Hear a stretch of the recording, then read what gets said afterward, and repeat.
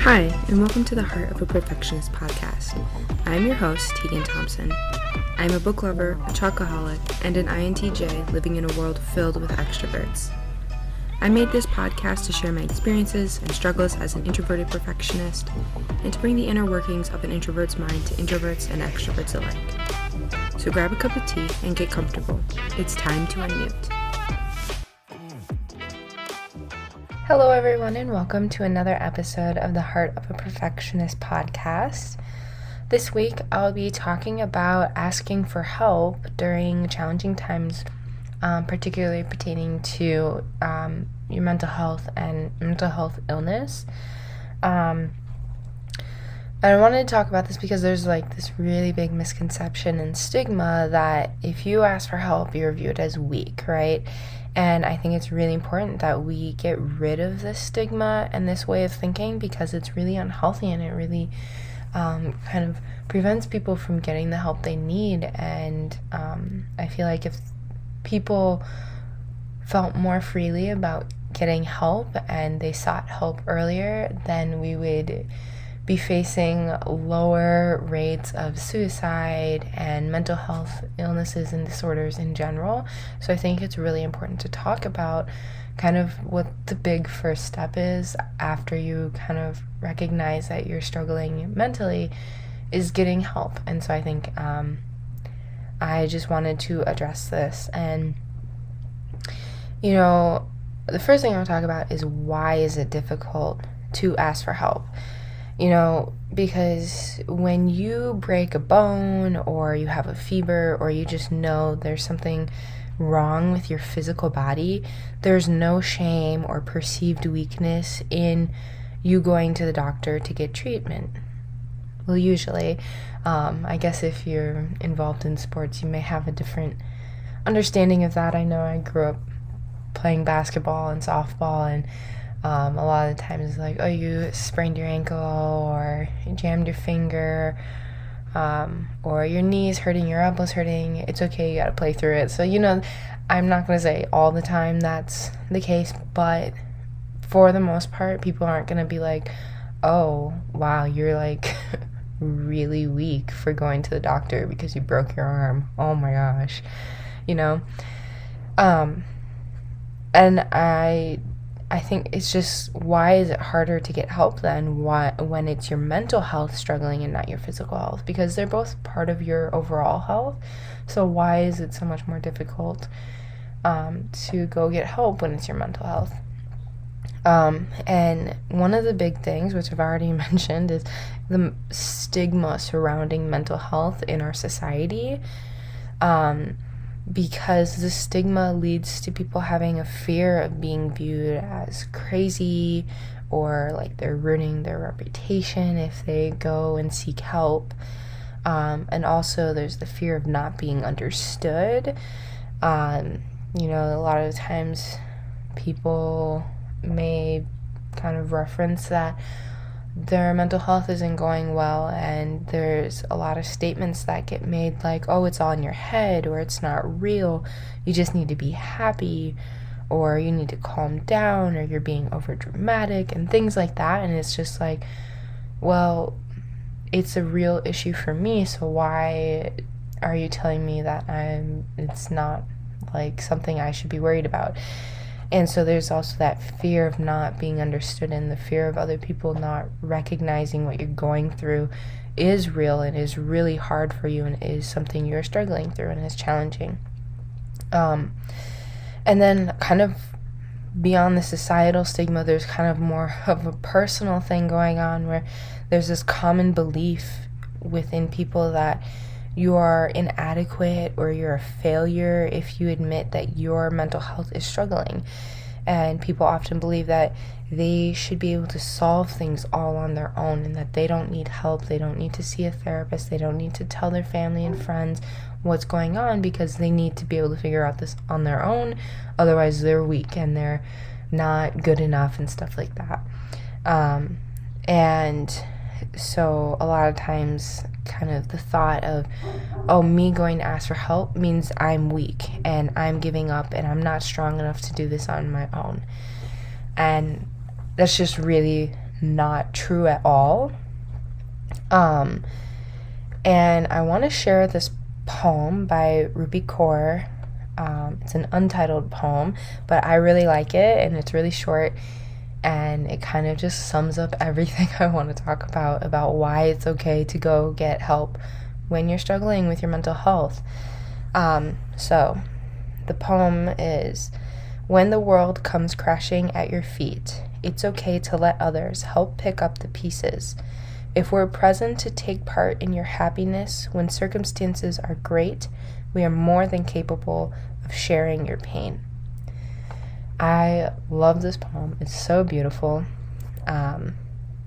because I think it doesn't only just tell you, like, it's okay to get help. Like, it doesn't just tell you that, but it tells you that you are deserving of getting help, and you are deserving of having people support you.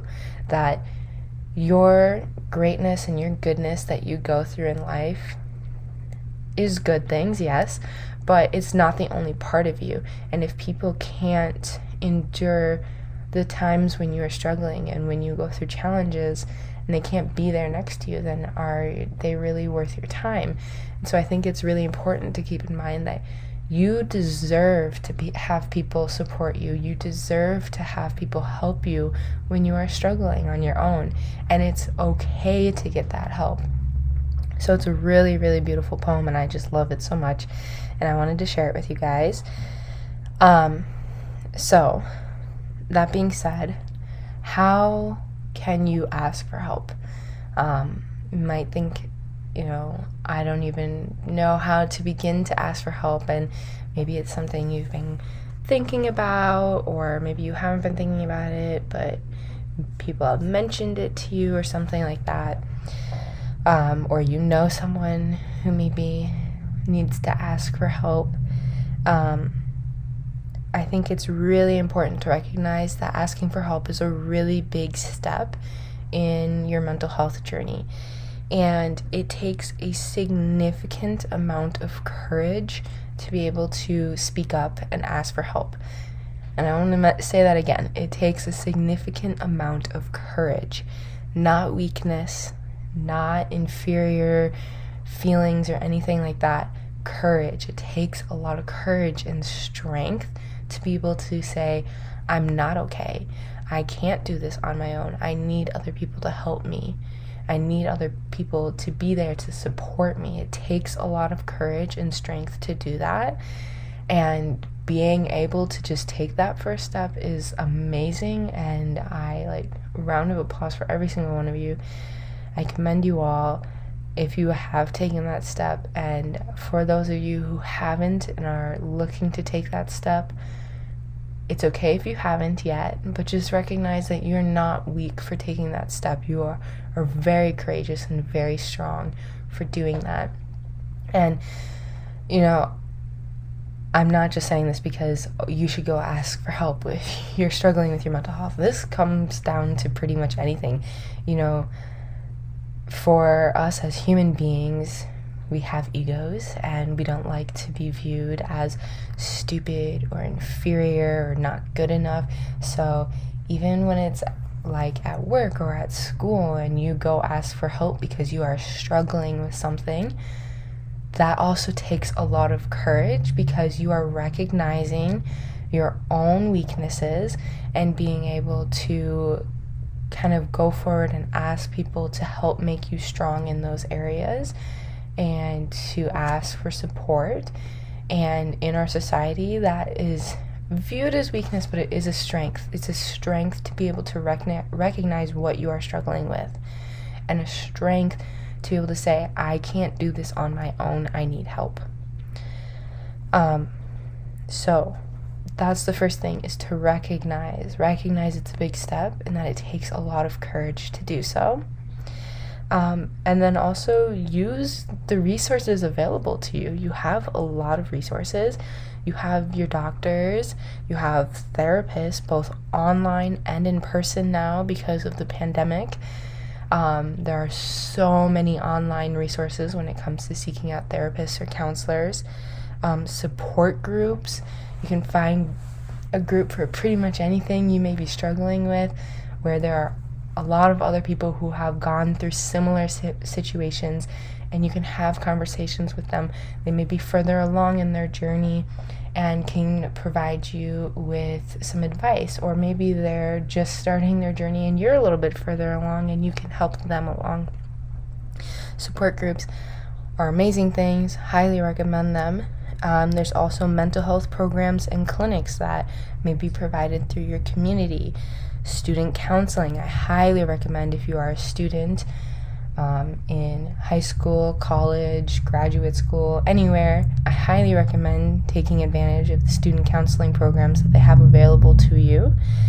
And then lastly, national helplines. There's a ton of available national helplines where you can call people, or even I think you can chat with people online if you're not comfortable having conversation over the phone, and just kind of discuss where your mind is at. What are you thinking about?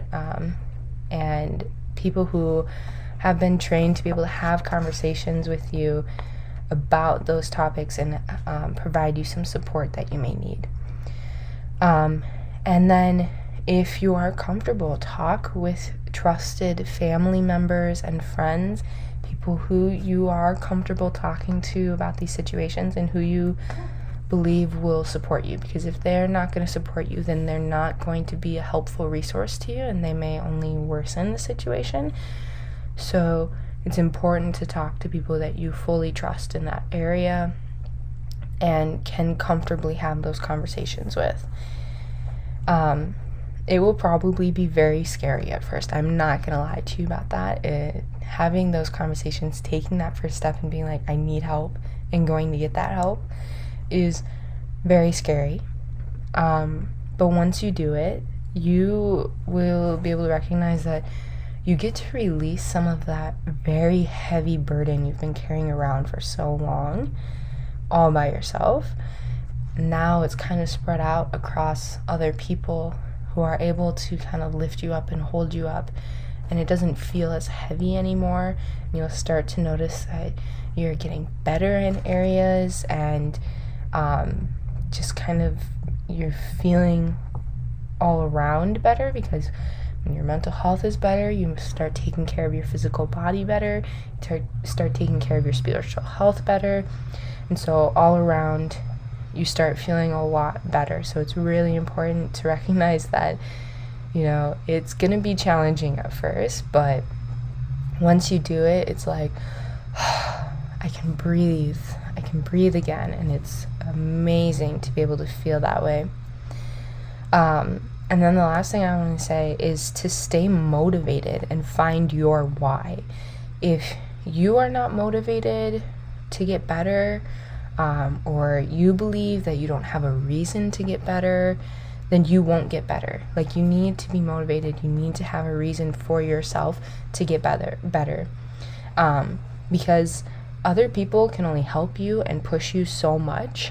They can only do so much for you. You have to be able to be there for yourself, be someone you can rely on, and push yourself and stay motivated. Because if you don't want to get better, or you don't put in the effort to get better, you're only going to get so far, and you're not going to get fully better. So stay motivated. Find your why. Your why doesn't have to be, I want to get better for me. It may be, I want to get better for my family. I want to get better for my significant other. I want to get better for the work that I do, or other things. It doesn't have to necessarily be you right now. I do hope that eventually it will become you, that you will eventually become a reason that you want to get better, and you'll push yourself to recognize that you are worthy and you deserve to be here. But when you are starting off, it does not have to be you that is your reason why to get help. It can be other factors and other things. Maybe you have always, I don't know, I'll use my personal thing that I've always wanted to do. I've always wanted to publish a book. So, when I was going through my mental health challenges and struggles, over the past couple years, I was not able to write. It was really hard for me to get the motivation to write. It was really hard for me to find creativity to write. And that alone was a challenge for me because I love writing so much. But that was one of my whys. I was like, in that moment, I didn't think I was a reason that I needed to get help. But I wanted to be able to publish a book. I wanted to be able to share a part of me with the world. And so I said, that's one of my whys. So maybe it's something like that. You have a goal that you've wanted to do. Make that your why. And then eventually, as you start getting better, you can become your own why as well. You can have multiple whys. You don't just have to have one. But I highly encourage you to find your own why and stay motivated in getting help and getting better, because you are your biggest ally. So thank you so much for listening to this week's episode of the Heart of a Perfectionist podcast. If you enjoyed this episode or if you learned anything new, please go share it with a friend. And as always, have a great weekend, and I look forward to seeing you guys again next week on the Heart of a Perfectionist podcast.